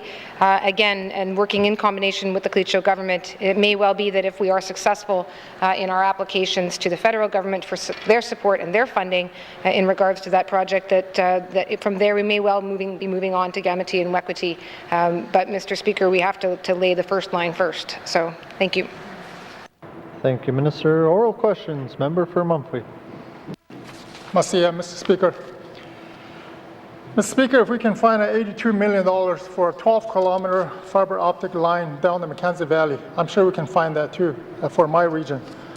Why can't it find an extra little bit that it will take households, schools, and nursing stations and businesses to now enjoy the benefits of this line that their very own tax dollars built for my riding of Montfy. Mr. Speaker, Mussy. Thank you, Member for Mumfui. Minister responsible for Finance. Thank you, Mr. Speaker. So, Mr. Speaker, again, I'm very pleased to say that we're going to be working together with the Cleacho government to bring a fibre line into the community of Y.E.L.L.K.N.I.F., and pleased that, again, at this point, with the CRTC approvals that are in place, N.W.T and Y.E.L.L.K.N.I.F. will be seeing a dramatic improvement to their access as well. Mr. Speaker, we are constantly working with federal counterparts to have access and opportunity to get involved with the tremendous amounts of funding that is coming forward in the next few years for broadband. But even that funding from the federal government at this point, although we're having those conversations, it's been announced, but there's no calls out yet. So the actual applications, the kinds of applications, that's not even known. Nevertheless, we want to be first in line, and we've already had those outreach opportunities, and I've taken them where I can, and will continue to do so. Thank you, Mr. Speaker. Thank you, Minister. Final supplementary, Member for Mumfui. Mr. Speaker. Mr. Speaker, obviously we have to think short-term and long-term. Short-term, in my view, is connecting to Y.E.L.K.N.I.F. And I'm just wondering if Minister and her department at the federal and the Northwest Territorial level, has there been consideration of once Y.E.L.K.N.I.F. is connected, N.W.T and Y.E.L.K.N.I.F. is also in line of the discussion to move forward as a long-term objective of this government. Mr. Speaker, Mussy. Thank you, Member for Mumfui. Minister responsible for Finance. Thank you, Mr. Speaker. Mr. Speaker, that is the first time I've had it raised to me that that is an option or a solution that we should be pursuing. And I agree with the member's statement that there's short-term and there's long-term. And yes, absolutely, short-term, I'd like to see this project to Y.E.L.K.N.I.F. in partnership with the Cleacho government advance. But then beyond that, and then beyond that, to get the satellite communities to a state where they have gained access to the low Earth orbit satellite system. But then beyond that, Mr. Speaker, I'll give you the words that I was told by the federal counterpart, which is dream big. So if we're being told to dream big, we want to dream big. So I'm happy to hear that there's other options and ideas, and I'm happy to continue to take them forward. Thank you, Mr. Speaker. Thank you, Minister. Oral questions. Oral questions. Member for Hay River South. Thank you, Mr. Speaker. Mr. Speaker, I'm planning to return to Hay River this weekend, and my constituents told me in no uncertain terms, if you don't get answers on this matter, don't come back. So I will ask for support from the Minister of MACA because I adore the community of Hay River and want to return home tonight. Mr. Speaker, what happened to our shoreline this fall is a very serious matter, and my constituents want answers with solutions and commitments from this government. Mr. Speaker, can the Minister of MACA tell me what it would take for her department to consider an event as an emergency under the Emergency Management Act? Thank you, Mr. Speaker. Thank you, Member for Hay River South. Minister responsible for Municipal and Community Affairs. Thank you, Mr. Speaker. Under the Department of Municipal and Community Affairs, we do administer the the Emergency Management Act. That would be we'd be working with climate change or natural disasters, fires, erosion, and shore erosion as well too. And I can't think of the erosion on the cliffs. I can't. Erosion on riverbanks, sorry. Erosion on riverbanks. Thank you, Mr. Speaker. Thank you, Minister. Oral questions. Member for Hay River South. Thank you, Mr. Speaker. Mr. Speaker, can the Minister confirm what triggers an event to be deemed as an emergency and to commence action to deal with it? Using the Hay River flooding caused by the high water and wind as an example, what is the process and what action was taken in this instance? Thank you, Mr. Speaker. Thank you, Member for Hay River South. Minister responsible for MACA. Thank you, Mr. Speaker. While the Emergency Measures Organization monitors risk situations as they develop and advises communities to increase the risk of period factors, triggers for active responses include the risk of factors, community capacity to deal with situations, and other associated response issues.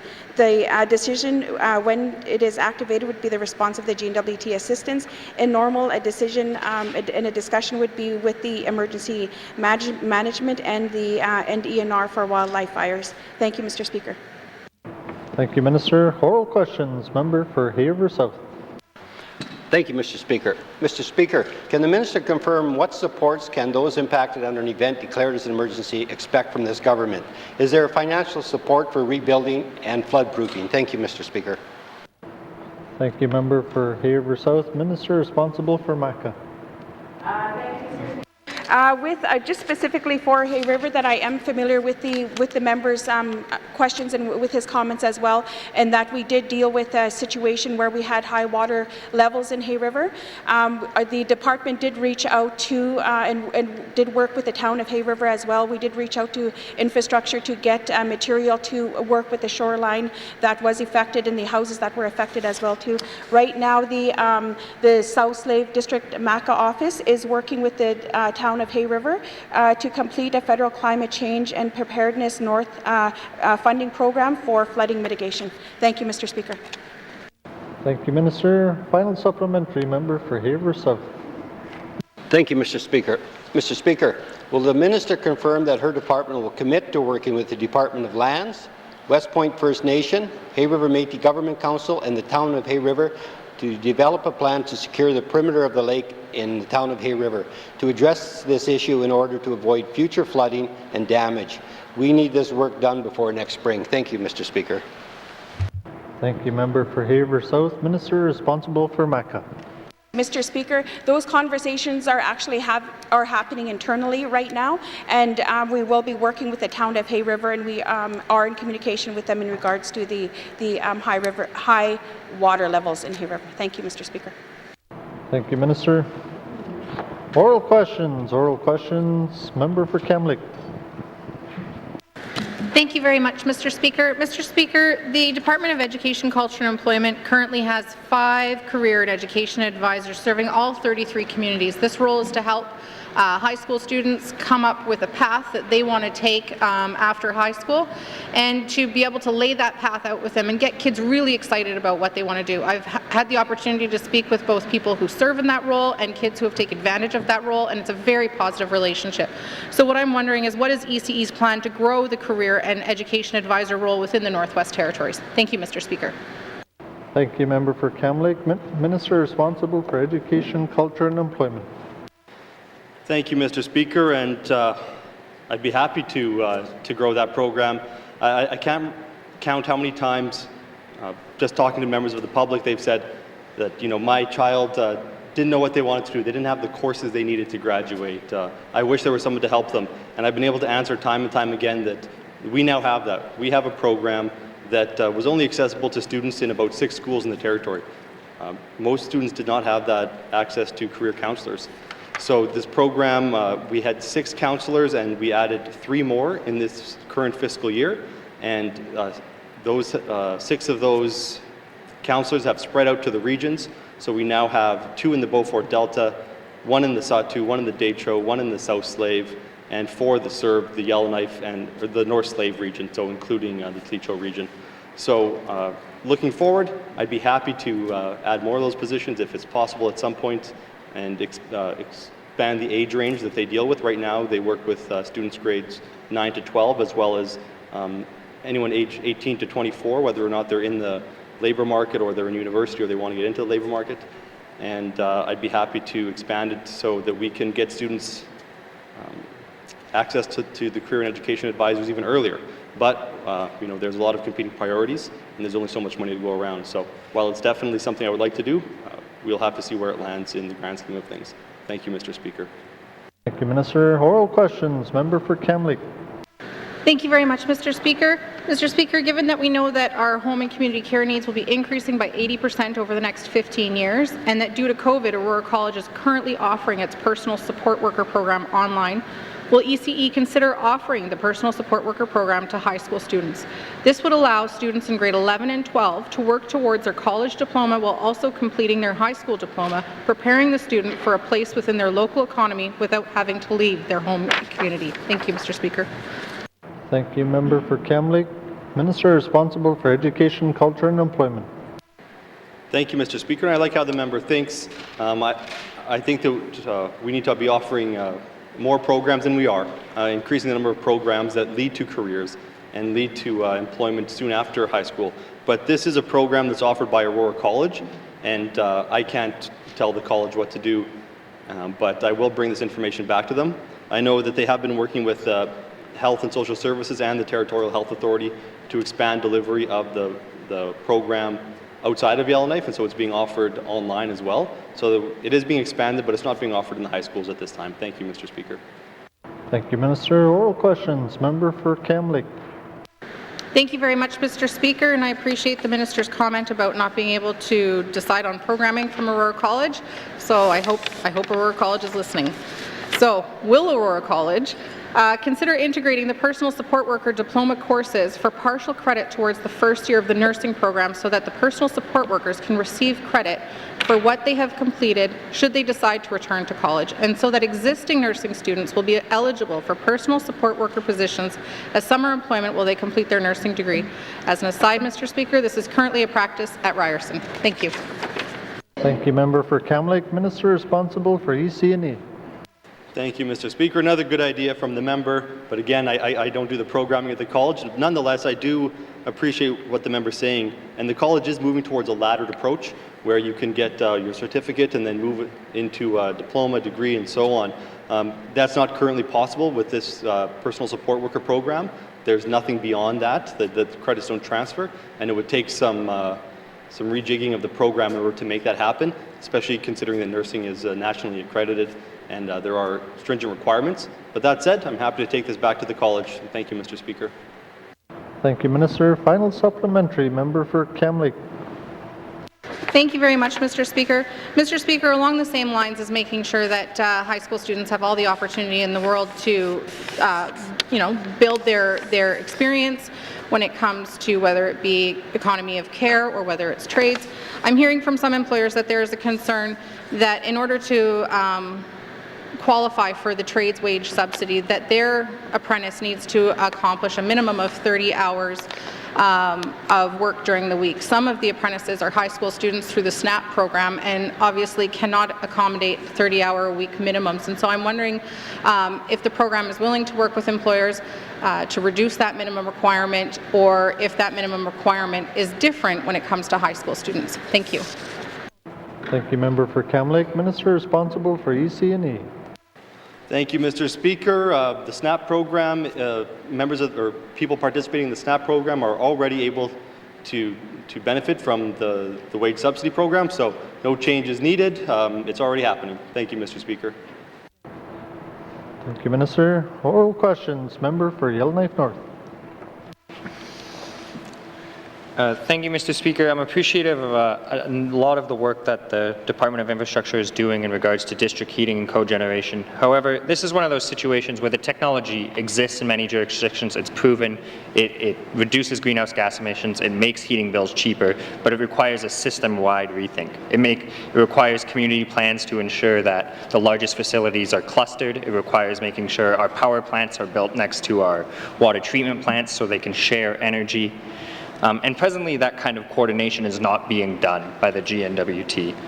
Another huge gap in this area is breaking into the residential market such that people can heat their houses off of a district heating system. So my question for the Minister is, what steps are being taken by the Department of Infrastructure so we can have people heat their houses using district heating?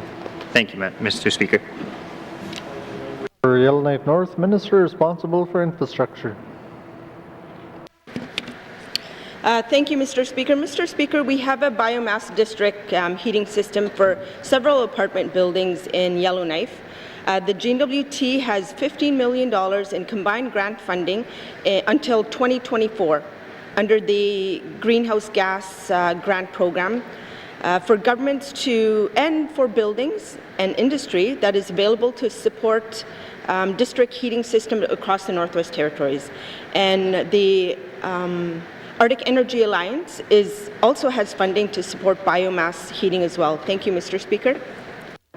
Thank you, Minister. Oral questions. Member for Yellowknife North. Thank you, Madam Chair. I'm appreciative of that work, and I know the N.W.T. Housing Corp has been connecting some of its building using district heating and putting pellet boilers in. And when we do this analysis, the City of Yellowknife knows better than no one. They actually won an award for 2018 for connecting their facilities, and it saved them money, and it's proven to work to get the pipes in the ground. But there's no better place than downtown Yellowknife to implement district heating and connect all of those large towers. However, we don't own those towers. The City of Yellowknife is not willing to become a utility. So is the Minister of Infrastructure willing to put a plan together to put district heating in downtown Yellowknife? Thank you, Mr. Speaker. Thank you, Member for Yellowknife North. Minister responsible for infrastructure.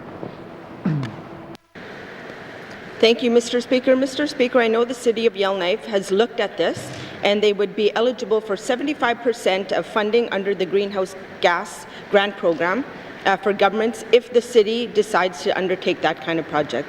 So we will continue to work with the city if we need to be able to provide this assistance to them.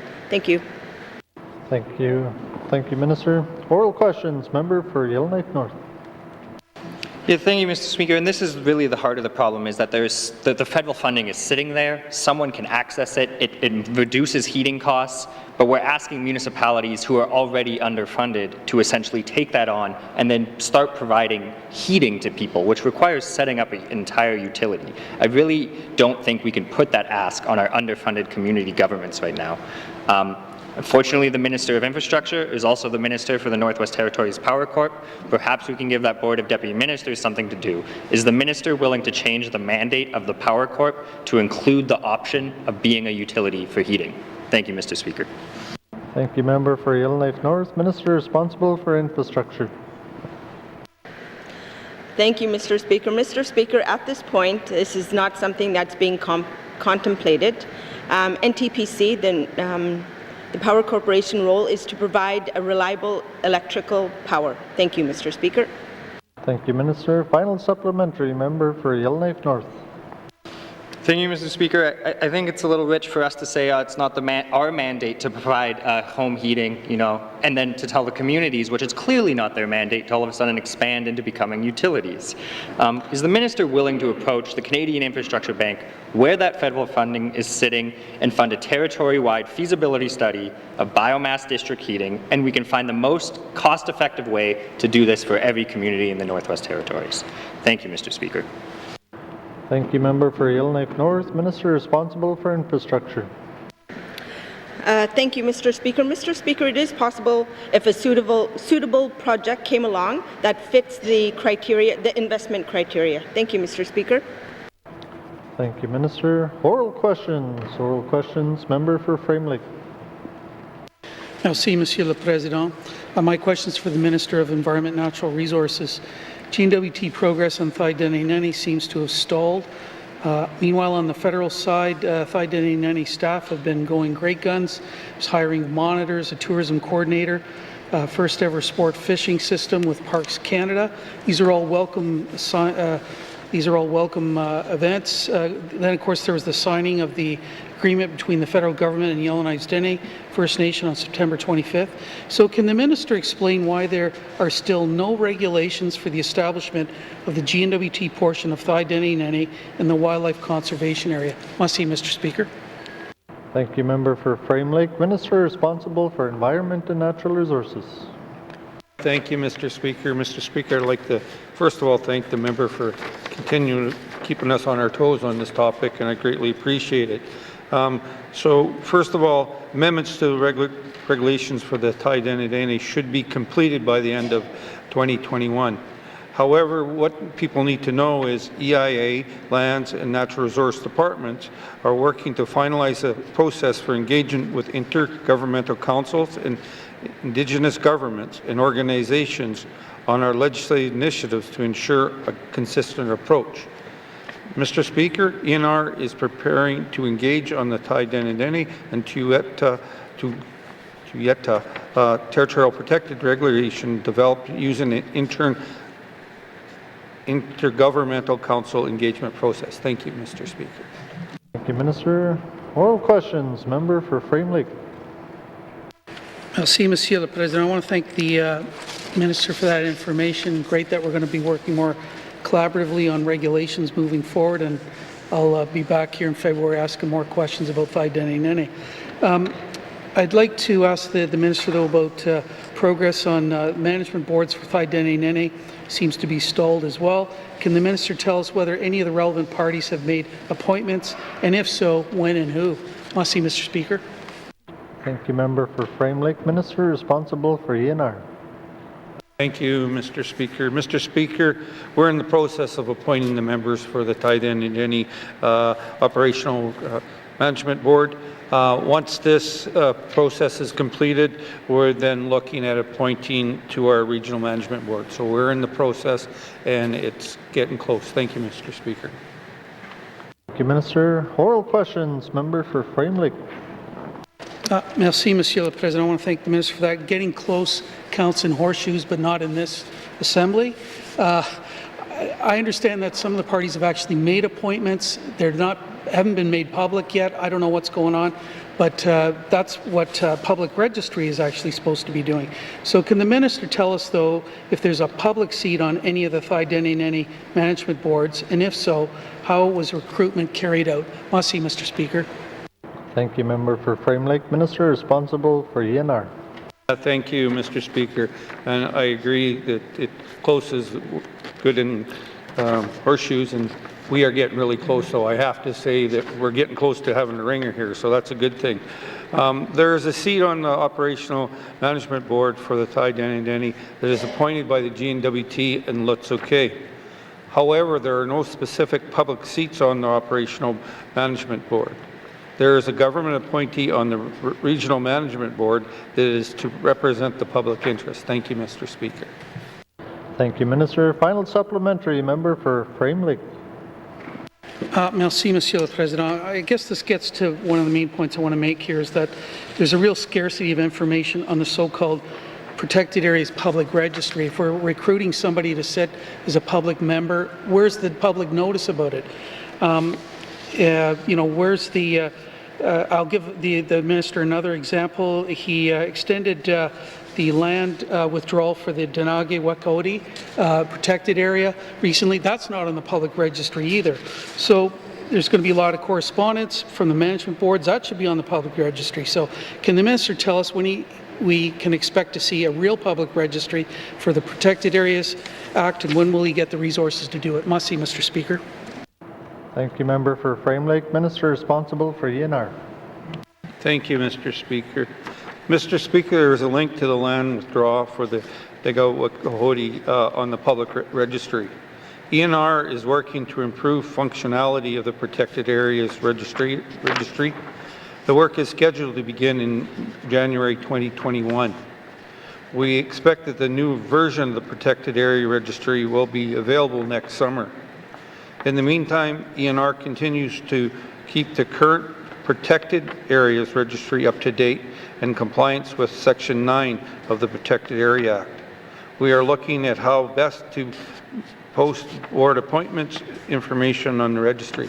Mr. Speaker, we are trying to work within our guidelines and within our rules and work with the Indigenous governments to get this up and running. We've heard from committee and we've heard from the member that, we need more money. We just need to do it right. Presently, we do have the money available to get the job done, and it's just going to take some time, and we need to have the patience to do it. So I'm more than willing to make a commitment here to meet with committee, meet with the MLA to have these conversations and explain the process a little further and hear from the member on how best we can get that registry up and running with what our rules are and what our responsibilities are. So it is a bit of a challenge, and we are willing to work with the member moving forward. Thank you, Mr. Speaker. Thank you, Minister. Oral questions. Oral questions. Member for Yellowknife North. Thank you, Mr. Speaker. My question is for the Minister of Education, Culture and Employment. Presently, our minimum wage is $13.46. Presently, we are subsidizing everyone in the territory such that no one should be making less than $18 an hour. Will the minister raise the minimum wage? Thank you, Mr. Speaker. Thank you, Member for Yellowknife North. Minister responsible for Education, Culture and Employment. Thank you, Mr. Speaker. Depending on how long I'm here, I'm sure at some point I might. But the way that this works is that there's a minimum wage committee, Mr. Speaker, and it's made up of non-governmental organizations, industry, and there are representatives from the N.W.T as well. This group of people look at the economic climate in the territory. They look at employment statistics, and they produce a report. That report should have been on my desk already, but the recent report from Finance regarding the effects of COVID-19 was deemed important enough that the committee got back together, and they are considering that information as well. So I hope to have that report maybe by next week. I'll have a look at it, see what the recommendations in there are, and perhaps then I'll be able to have a different answer to the member's question, but who knows. Thank you, Mr. Speaker. Thank you, Minister. Oral questions. Member for Yellowknife North. Thank you, Mr. Speaker. I really look forward to that report. Right now, my understanding there's less than 100 people who make $13.46 in the Northwest Territories. The vast majority of those people work in bars. I myself was a bartender for many years, and I know the paychecks almost become irrelevant because you make the money through tips.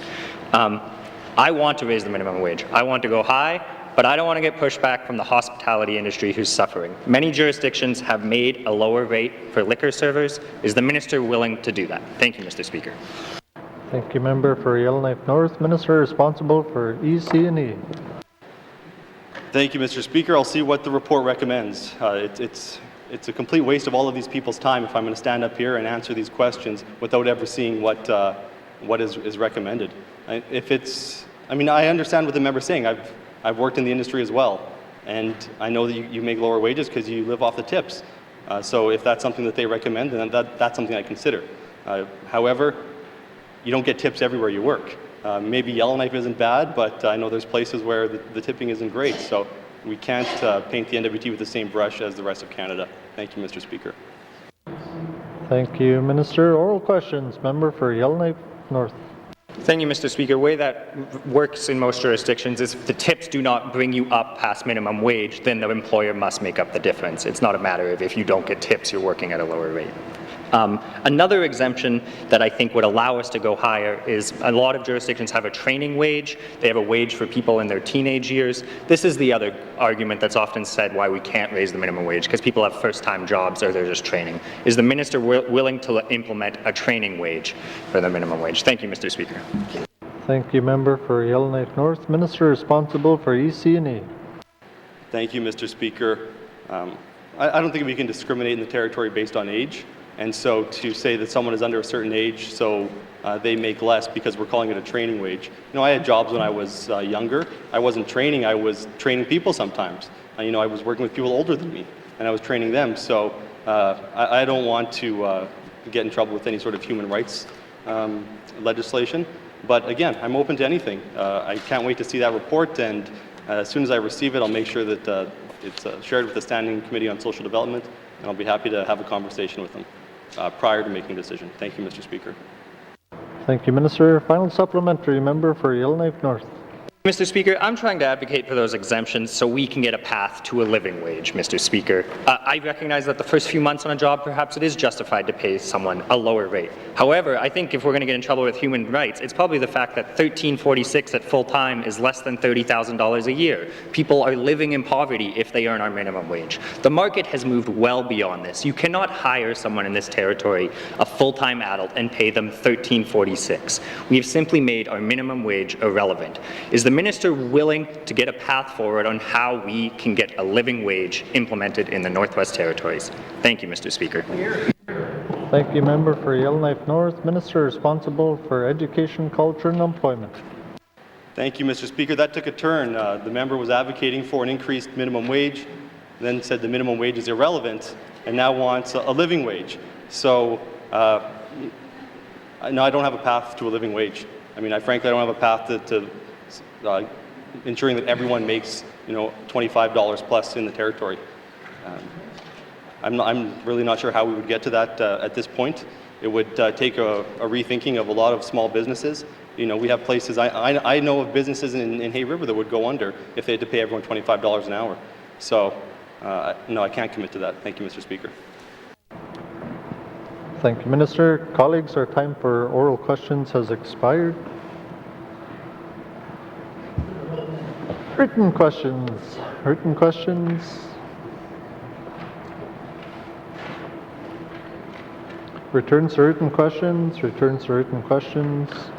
Replies to Commissioner's address. Replies to Commissioner's address. Petitions.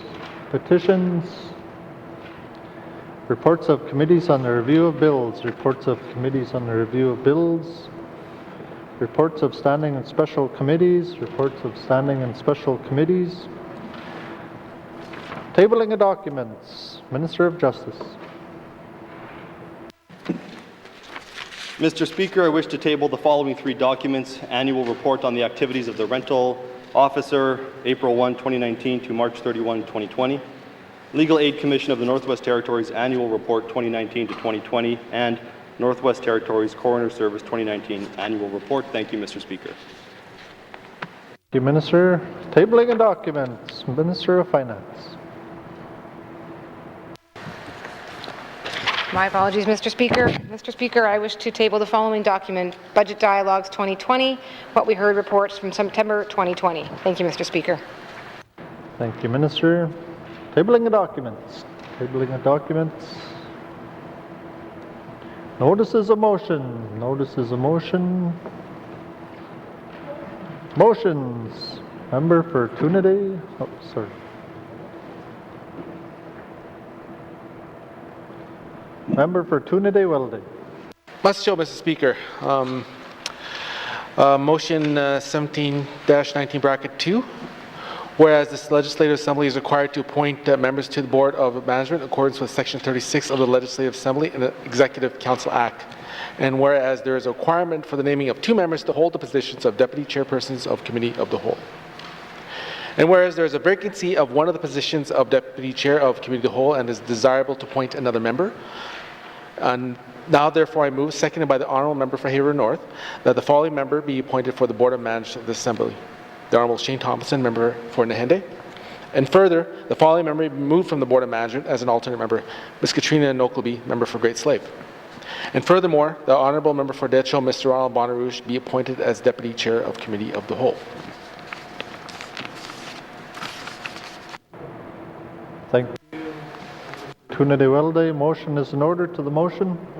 Question has been called. All those in favour? All those opposed? Any abstentions? Motion is carried. Thank you. Motions. Motions. Member for Tuniday-Welde. Mr. Speaker, second motion, motion 18-19 bracket 2. For appointment to standing committees for economic development, environment, and government operations, social development.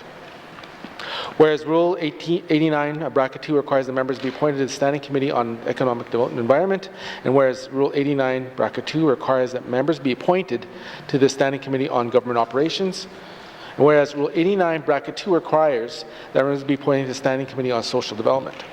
And now therefore I move, seconded by the Honourable Member for Hay River North, that the following member be appointed to the Standing Committee on Economic Development and Environment, Ms. Katrina Nokleby, member for Great Slave. And further, that the following member be appointed to the Standing Committee on Government Operations, Mr. Ronald Bonnaroosh, member for Decho. And further, that the following member be appointed to the Standing Committee on Social Development, Ms. Katrina Nokleby, member for Great Slave. Mr. Speaker. Thank you, member for Tuniday-Welde. Motion is in order. To the motion? Question has been called. All those in favour? All those opposed? Any abstentions? Motion is carried. Thank you. Motions. Notice is a motion for first reading of bills. Notice is a motion for the first reading of bills. First reading of bills. Oops, sorry. Notice is a motion for first reading of bills. Member for our minister responsible for EC&E. Thank you, Mr. Speaker. Mr. Speaker, I give notice that on Wednesday, October 28th, 2020, I will move that Bill 12, an act to amend the Apprenticeship, Trade and Occupational Certification Act, be read for the first time. Thank you, Mr. Speaker. Thank you, Minister. Notice is a motion for the first reading of bills. Minister of Justice. Mr. Speaker, I give notice that on Wednesday, October 28th, 2020, I will move that Bill 13, an act to amend the Interpretation Act, be read for the first time. Thank you, Mr. Speaker. Thank you, Minister. Notice is a motion for the first reading of bills. Minister of Justice. Mr. Speaker, I give notice that on Wednesday, October 28th, 2020, I will move that Bill 14, an act to amend the Securities Act, be read for the first time. Thank you, Mr. Speaker. Thank you, Minister. First reading of bills. First reading of bills. Second reading of bills. Second reading of bills.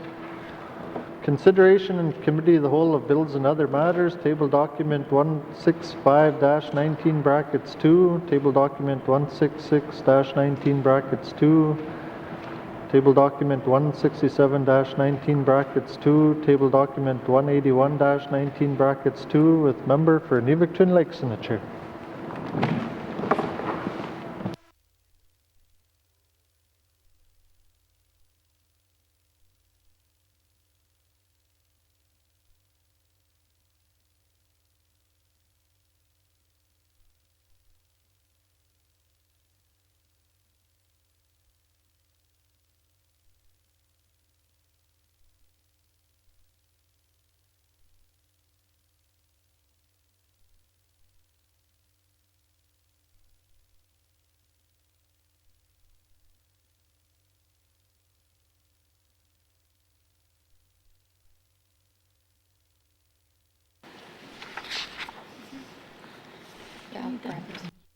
Call Committee of the Whole to order.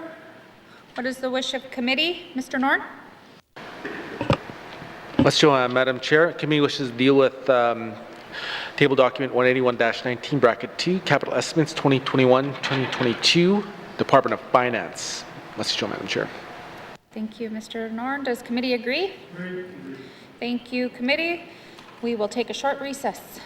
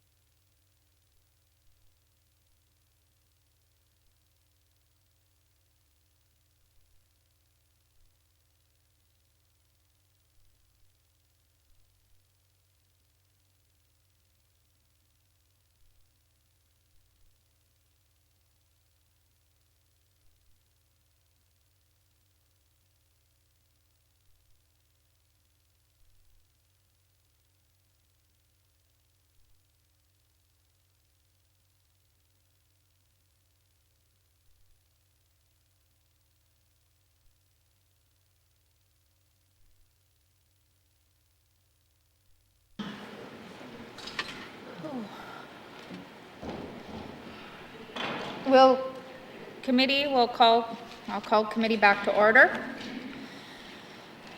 Committee, we've agreed to continue with table document 181-19-2 capital estimates 2021-2022, and we'll continue where we left off yesterday with the Department of Finance and activity summary. I think it's on page 26 with information items on page 27, system shared services. Does the committee agree? All right, so any comments under this section? You? Committee, do we have any comments to this section? Oh, yes, sorry. Minister, do you have witnesses?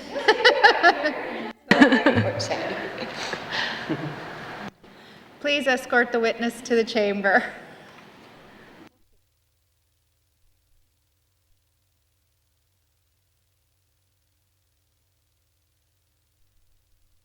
Minister, will you please introduce your witness? Thank you, Madam Chair. Madam Chair, returning again is Deputy Minister of Finance, Sandy Kalgutkar. Welcome back, Mr. Kalgutkar.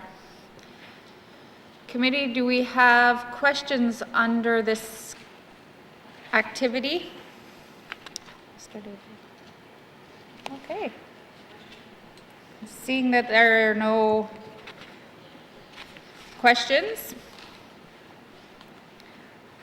I will Department of Finance and Information Shared Services, Infrastructure Investments, $9,254,000. Does the committee agree? Thank you, members. Please return now to the departmental summary found on page 25, Department of Finance 2021-2022, capital estimates, $9,254,000. Mr. Norn? Madam Chair, I move that this committee defer for the consideration of the estimates for the Department of Finance at this time. Thank you. The motion is in order. To the motion. Question has been called. All those in favor? All those opposed? Motion is carried. Consideration of departmental summary has been deferred. Thank you, Minister. Sergeant at Arms, you may escort the witness out of the chamber.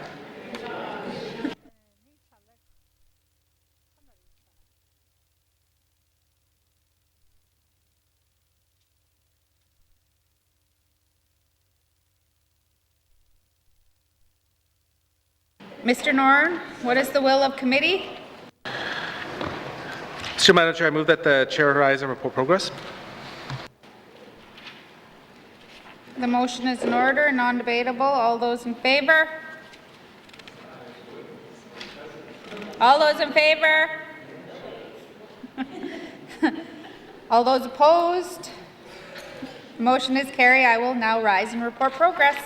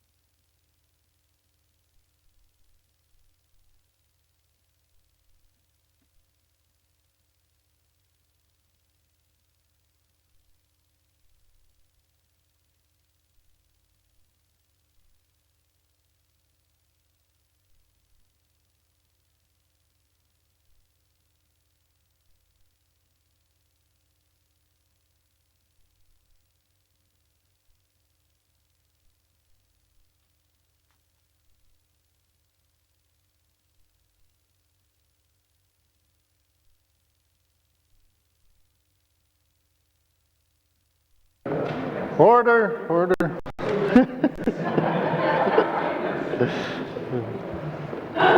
May I have the report of the Committee of the Whole, please? Member for N.W.T. Lakes. Mr. Speaker, your committee has been considering table document 181-19 brackets 2 capital estimates 2021-2022 and would like to report progress with one motion adopted. And Mr. Speaker, I move that the report of the Committee of the Whole be concurred with. Lakes, do we have a seconder? Member for N.W.T. All those in favor? All those opposed, motion's carried. Third reading of bills. Third reading of bills. Member for Yellowknife North. Mr. Speaker, I move, seconded by the Honourable Member for Hay River North, that Bill 11, Legislative Assembly Officer Standardization Act, be read for the third time. And Mr. Speaker, I request a recorded vote. Thank you, Mr. Speaker. Thank you. Member for Yellowknife North. Motion is in order to the motion. Question has been called. The members requested a recorded vote. All those in favor, please rise. The member for Yellowknife North, the member for Montfouille, the member for Inuvik Twin Lakes, the member for Nahende, the member for Satu, the member for Inuvik Boot Lake, the member for Hay River North, the member for Great Slave, the member for Cam Lake, the member for Frame Lake, the member for Decho, the member for Hay River South, the member for Nunakput, the member for Tunadawellade, the member for Range Lake, Yellowknife South, my apologies, the member for Range Lake, the member for Yellowknife Center. All those opposed, please rise. Anybody abstaining, please rise.